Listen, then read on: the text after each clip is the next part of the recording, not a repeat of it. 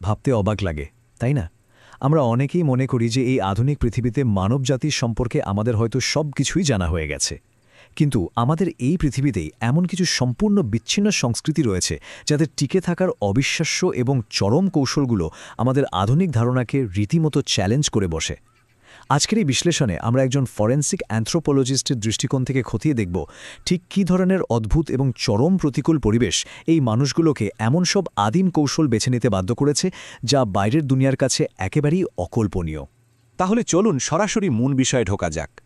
এই যে বিচ্ছিন্ন মানব গোষ্ঠীগুলোর কথা আমরা বলছি, আধুনিক বিশ্বের সাথে তাদের আকস্মিক সংঘর্ষ হলে ঠিক কী ঘটে? আজকের এই প্রশ্নের উত্তর খুঁজতে গিয়ে আমরা এমন কিছু উপজাতির শিকড়ে পৌঁছানোর চেষ্টা করব যাদের পুরো সমাজ ব্যবস্থাটাই গড়ে উঠেছে এক ধরনের ভয়াবহ অভ্যন্তরীণ চাপের মাধ্যমে। হাজার হাজার বছর ধরে তারা নিজেদের মতো করে নিখুঁতভাবে টিকেছিল, কিন্তু যখনই বিশ্বায়নের জোয়ার বা আধুনিক বিশ্বের সাথে তাদের এই প্রাচীন দেয়ালের সংঘর্ষ ঘটেছে, ফলাফলটা হয়েছে চরম ধ্বংসাত্মক। আমাদের আজকের এই পুরো আলোচনাটা মূলত 5টি সুনির্দিষ্ট ধাপে এগোবে। প্রথমে প্রথাগত সহিংসতা, এরপর চরম জলবায়ুতে জৈবিক অভিযোজন, আধ্যাত্মিক যুক্তি ও সাংস্কৃতিক দ্বন্দ্ব, যোগাযোগের মানবিক মূল্য এবং সবশেষে আত্মরক্ষার ঢাল হিসেবে বিচ্ছিন্নতা। তো চলুন শুরু করা যাক। 1 নম্বর ধাপ, প্রথাগত সহিংসতা এবং সমাজ ব্যবস্থা, অর্থাৎ টিকে থাকার হাতিয়ার হিসেবে জবরদস্তি। বিষয়টা একটু সংবেদনশীল হলেও আমাদের সম্পূর্ণ বস্তুনিষ্ঠভাবে বুঝতে হবে যে কিভাবে কিছু সংস্কৃতি নিজেদের গোষ্ঠীর ভেতর শৃঙ্খলা ধরে রাখতে চরম মাত্রার অভ্যন্তরীণ চাপকে একটা স্বাভাবিক হাতিয়ার হিসেবে ব্যবহার করে আসছে। এই বিষয়টা দারুণভাবে তুলে ধরে যে সম্পূর্ণ বিচ্ছিন্ন সমাজগুলো আসলে কিভাবে নিজেদের টিকিয়ে রাখে। একবার কল্পনা করা যাক ভারত ও মিয়ানমার সীমান্তের নাগা উপজাতির পুরুষদের কথা। তাদের সমাজে মর্যাদা ও কথা বলার অধিকার পুরোপুরি নির্ভর করত শত্রুর মাথা কেটে আনার উপর। অন্যদিকে ইথিওপিয়ার সুরমা ও মুরসি উপজাতিতে নারীদের ঠোঁটে পোড়ানো বিশাল মাটির প্লেট এবং পুরুষদের ভয়ঙ্কর ডোঙ্গা লাঠির লড়াই নির্ধারণ করে সমাজে তাদের শারীরিক মর্যাদা। দুই ক্ষেত্রে কিন্তু একটা অদ্ভুত মিল আছে। সমাজে টিকে থাকতে হলে চরম শারীরিক যন্ত্রণা বা প্রথাগত সহিংসতার মধ্যে দিয়ে যাওয়াটা তাদের জন্য একেবারেই বাধ্যতামূলক। 19 শতকে যখন ব্রিটিশরা নাগা অঞ্চলে ঢুকল, তারা খুব দ্রুতই বুঝে গেল যে এটা কোনো সাধারণ যুদ্ধ নয়।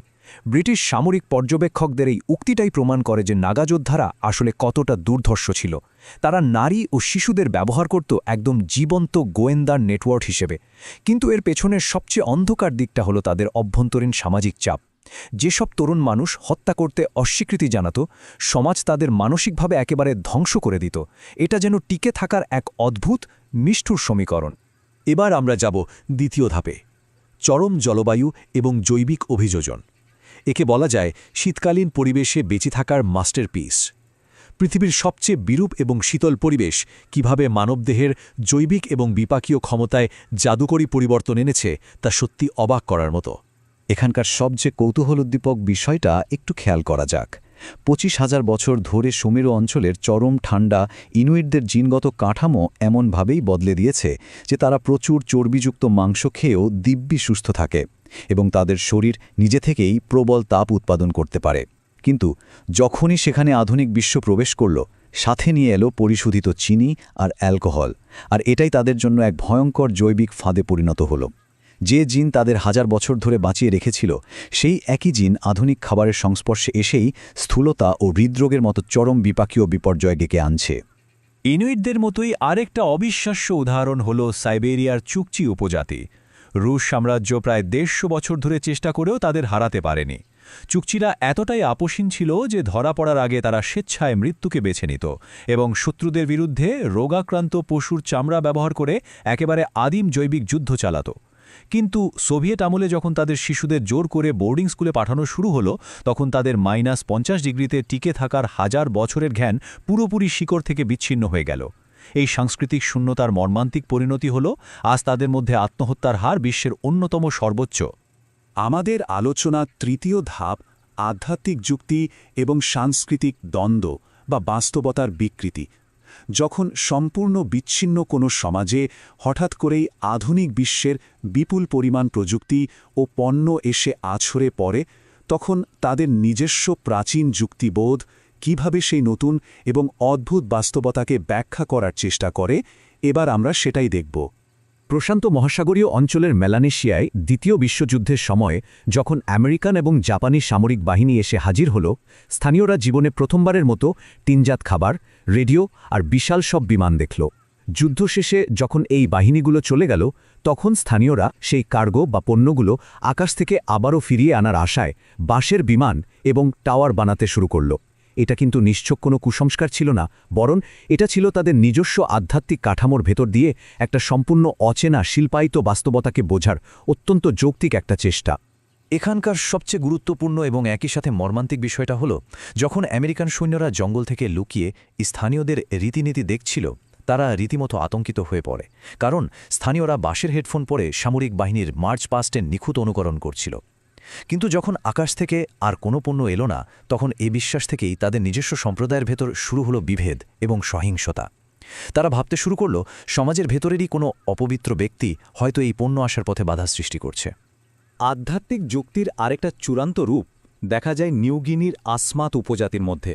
১৯৬১ সালে আমেরিকান বিলিয়নিয়ার নেলসন রকফেলারের ছেলে মাইকেল রকফেলার যখন সেখানে নিখোঁজ হন, সেটা কিন্তু কোনো সাধারণ দুর্ঘটনা বা এলোমেলো সহিংসতা ছিল না। ডাচ ঔপনিবেশিক পুলিশের গুলিতে স্থানীয় আসমাতদের মৃত্যুর ফলে তাদের বিশ্বাস অনুযায়ী একটা বিশাল রক্তের ঋণ তৈরি হয়েছিল। আর ঠিক সেই সময় দুর্ভাগ্যবশত মাইকেল সেখানে পৌঁছান এবং তাদের সেই প্রাচীন আধ্যাত্মিক হিসাব নিকাশের শিকার হন। চতুর্থ ধাপে আমরা দেখব যোগাযোগের মানবিক মূল্য, বিলীয়মান ঐতিহ্য।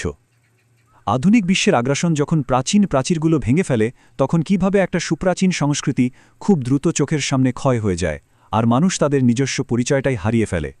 তিব্বতের দুর্ধর্ষ খাম্পা যোদ্ধাদের ইতিহাসটা অত্যন্ত করুণ। বিদেশি গোয়েন্দা সংস্থাগুলো তাদের আধুনিক প্রশিক্ষণ ও অস্ত্র দিয়ে সাহায্য করার প্রতিশ্রুতি দিয়েছিল ঠিকই, কিন্তু হঠাৎ করেই ভূরাজনীতিক কারণে তাদের একা ফেলে চলে যায়। যে প্রাচীন সামরিক দক্ষতা ও অশ্বারোহণ বিদ্যার মাধ্যমে তারা হাজার বছর ধরে নিজেদের স্বাধীনতা রক্ষার যুদ্ধ করেছিল, আজ সেই একই দক্ষতা দেশি বিদেশি পর্যটকদের মনোরঞ্জনের জন্য স্রেফ বিনোদনের হাতিয়ারে পরিণত হয়েছে। একটা জাতির আত্মপরিচয়ের এর চেয়ে বড় পতন আর কী হতে পারে? মাত্র ৩।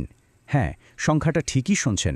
পাপুয়া নিউগিনির ইয়ালি উপজাতি প্রায় ৬০,০০০ বছর ধরে বাইরের বিশ্ব থেকে সম্পূর্ণ বিচ্ছিন্ন থেকে প্রস্তর যুগে বসবাস করছিল। কিন্তু যখন সেখানে আধুনিক রাস্তাঘাট তৈরি হলো এবং কোকা কোলার মতো পরিশোধিত চিনি তাদের হাতে পৌঁছালো, মাত্র ৩ বছরের মাথায় সেখানে টাইপ 2 ডায়াবেটিস দেখা দেয়। যে রোগটি দীর্ঘ ৬০,০০০ বছরেও তাদের জিনগত ইতিহাসে ছিল না, তা স্রেফ ৩ বছরের আধুনিক যোগাযোগের ফলে মহামারীর মতো ছড়িয়ে পড়ে। অবশেষে আমরা পৌঁছে গেছি শেষ ধাপে, আত্মরক্ষার ঢাল হিসাবে বিচ্ছিন্নতা, অর্থাৎ সহিংসতার পেছনের যুক্তি। আমরা এতক্ষণ দেখলাম কিভাবে বিশ্বায়ন এই সংস্কৃতিগুলোকে তছনছ করে দিয়েছে। এবার আমরা দেখব কেন কিছু উপজাতির কাছে সম্পূর্ণ বিচ্ছিন্ন থাকাই টিকে থাকার একমাত্র যৌক্তিক উপায়। ভাবা যায়, পুরো ৬০,০০০ বছর ভারতের আন্দামান সাগরের নর্থ সেন্টিনেল আইল্যান্ডের অধিবাসীরা ঠিক এত বছর ধরেই সম্পূর্ণ স্বেচ্ছায় এবং কঠোরভাবে নিজেদের বাকি পৃথিবী থেকে বিচ্ছিন্ন করে রেখেছে। যারাই তাদের দ্বীপে ঢোকার চেষ্টা করেছে, তারা তাদের সোজা হত্যা করেছে, যেমনটি ঘটেছিল ২০১৮ সালে আমেরিকান মিশনারি জন অ্যালেন চাওয়ের ক্ষেত্রে। বাইরের মানুষের কাছে এটাকে চরম বর্বরতা মনে হতেই পারে, কিন্তু এই আত্মরক্ষার পেছনের কারণটা জানলে অবাক হতে হয়। এটা আসলে আধুনিক জীবাণু থেকে নিজেদের বাঁচানোর এক নিখুঁত ঘাল। সেন্টিনেলিসদের এই মারমুখী আচরণের পেছনের লজিকটা কিন্তু একেবারে ক্রিস্টাল ক্লিয়ার। তাদের ঠিক পাশের দ্বীপের গ্রেট আন্দামানিজ উপজাতি যখন ব্রিটিশদের সাথে যোগাযোগ স্থাপন করল, মাত্র কয়েক দশকের ব্যবধানে আধুনিক রোগের কারণে তাদের ৫,০০০ মানুষের জনসংখ্যা ২৫ জনের নিচে নেমে আসে। সেন্টিনেলিসরা তাদের প্রতিবেশীদের এই সম্পূর্ণ ধ্বংসযজ্ঞ নিজ চোখে দেখেছে। তাই তাদের ছোড়া তীরগুলো কোনো অর্থহীন সহিংসতা নয়, বরং আধুনিক বিশ্বের রোগবালাই ও ধ্বংস থেকে নিজেদের অস্তিত্ব টিকিয়ে রাখার একটা অত্যন্ত যৌক্তিক কৌশল। আমাদের আজকের এই ব্যাখ্যার শেষে একটা গভীর প্রশ্ন কিন্তু থেকেই যায়। আমরা দেখলাম এই সমাজগুলোর ভেতরে যেমন ভয়াবহ চাপ বা প্রথাগত জবরদস্তি রয়েছে, ঠিক তেমনি বাইরের বিশ্ব বা তথাকথিত সভ্য সমাজের অনুপ্রবেশও তাদের জন্য শুধু ধ্বংস আর মহামারীর বার্তাই বয়ে এনেছে। তাহলে আধুনিক বিশ্বের সাথে যুক্ত হওয়া কি আসলেই সবার জন্য আশীর্বাদ? এই প্রাচীন সংস্কৃতিগুলোকে তাদের মতো করে সম্পূর্ণ বিচ্ছিন্ন থাকতে দেওয়াই কি আমাদের সবচেয়ে বড় নৈতিক দায়িত্ব নয়? এই প্রশ্নটার উত্তর খোঁজার ভার আজ আপনাদের চিন্তার উপরেই ছেড়ে দিলাম।